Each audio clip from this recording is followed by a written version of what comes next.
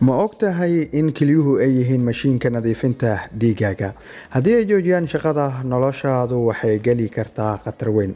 Maanta waxaan ka hadlaynaa 4 shay oo haddii isticmaalkooda uu kugu bato, kelyahaaga si dhaqsi ah u fashilmi karaan ama ay shaqada u joojin karaan.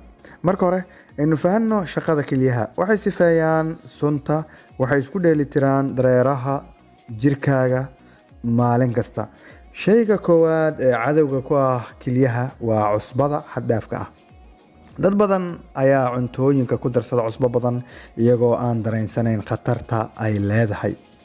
Jirkaagu wuxuu u baahan yahay qadar yar oo cusbo ah, laakiin marka ay cusbadu jirkaaga ka badato, kelyahaaga waxaa saarma culays aysan xamili karin.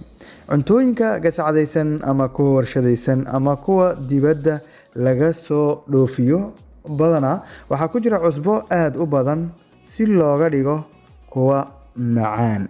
Inta badan macnaha cusbada ayaa dhadhan loogu yeelaa. Isku day inaad yarayso cusbada isticmaalka waxyaabaha dabiiciga ah sida liin dhanaanta si aad cuntada uga dhigto mid dhadhan leh. Macnaha meesha aad ka cunayso cunto warshadaysan ama dhanaan aad ka raadsanayso, kuwaas liin dhanaanta ayaa kaaga filan inaad cuntada dhanaan uga dhigato. Shayga labaad ee muhiimka ah ee khatartana ku ah kelyaha waa sokorta. Tani maaha oo keliya sokorta cad ee aad shaaha ku darsato, laakiin waa macaanka oo dhan. Cabitaanada warshadaysan oo inta badan marka cuntada la cuno kadib la cabo aashitada leh, casiirka ama biyaha cabitaanada la qaso oo inta badan lagu daro sokorta waa cadowga koowaad ee kelyahaaga.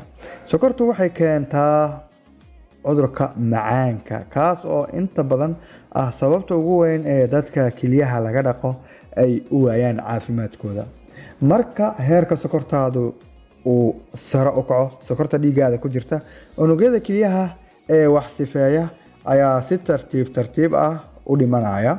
Iska ilaali cabitaanada warshadaysan, beddelkeedana waa inaad isticmaasho ama aad cabto biyo nadiif ah si aad u badbaadiso kelyahaaga muddo dheer caafimaadkooda weliba. Shayga saddexaad oo dadku inta badan aysan ku kalsoomin waa daawooyinka inta badan maandooriyaha ahaan loo isticmaalo ama xanuun baabi ah. Daawooyinkan inta badan waa khatar haddii uusan dhakhtar kuu qorin. Dadka inta badan barta daawooyinka xanuun baabiyaha maalin kasta qaata xanuun baabiya waxay dareemaan ama ay galaan qalad aad u weyn. Daawooyinka qaarkood waxay sameeyaan in socodka kelyahaaga uu dhaawac gaaro, iyagoo keeni kara dhaawacaasi in uu noqdo mid aan la soo celin karin. Haddii aad mar walba marka xanuun baabiya maalin ka soconayso, marka madaxa ku xanuunaba madax xanuun baabiya aad isticmaalayso, marka wax yar aad dareemtaba aad xanuun baabiya isticmaalayso, kelyahaaga ayaad khatar gelinaysaa. Haddii madaxa ku xanuuno, seexo, kadib biyo badan cab, socod samee. Waxaasoo dhan markaad xal u weyso kadib xanuun baabiyaha weliba ugu fudud inaad qaadato ayaa fiican. Shayga afraad waa borotiinka xad-dhaafka ah. Dadku inta badan arrintan kuma baraarugsana, gaar ahaan marka borotiinka uu ka yimaado hilibka si xad-dhaafa loo cuno. Tan waa qodob muhiim ah.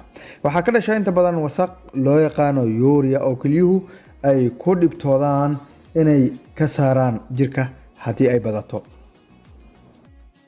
Waxaa muhiim ah marka inaad cuntada aad cunayso inaad dheelitirto, inaad cuntadaada ku badiso hilibka meesha aad ku badinayso khudaarta, waa inaad ku badiso meesha aad ku badinayso hilibka. Khudaarta ayaa marka inta badan waxay fududeysaa in hawsha kelyahaagu ay noqoto mid dheelitiran. Hadda oo aan ogaanay 4taas shay, waxaan ka hadlayn doonaa calaamadaha lagu garto in kelyahaagu ay dhibtoonayaan. Haddii aad dareento barar lugaha ah, daal joogto ah iyo isbeddel ku yimaada midabka kaadidaada, waxaad u baahan tahay inaad si tartiib ah ula xiriirto dhakhtarkaaga khaaska ah.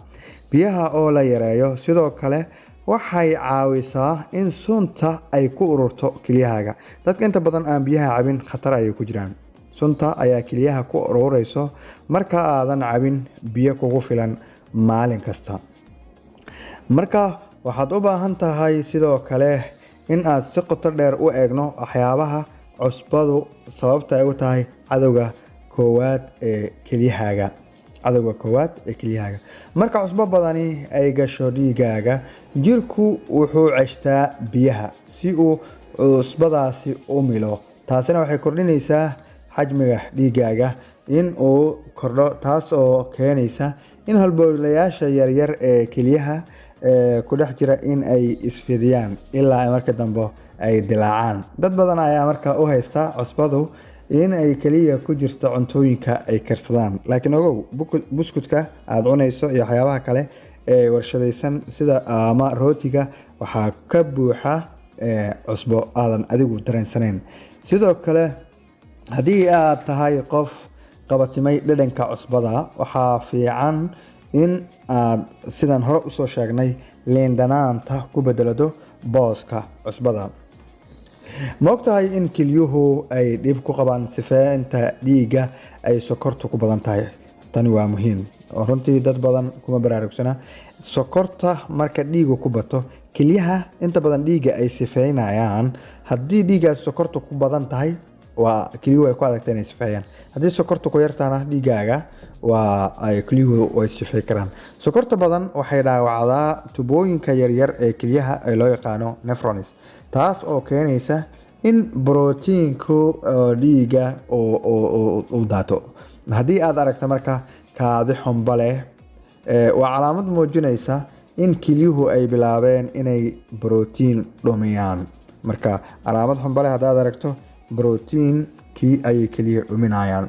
Cabitaanada energy drinkska horaan uga hadalnay sida cabitaanada warshadaysan, sokortoodu aad ayay u badan tahay. Sidoo kale waxaa cabitaanada qaar ku jira caffeine. Labadan maado ee sokorta iyo caffeine-kaba waxay culays ku yihiin kelyahaaga.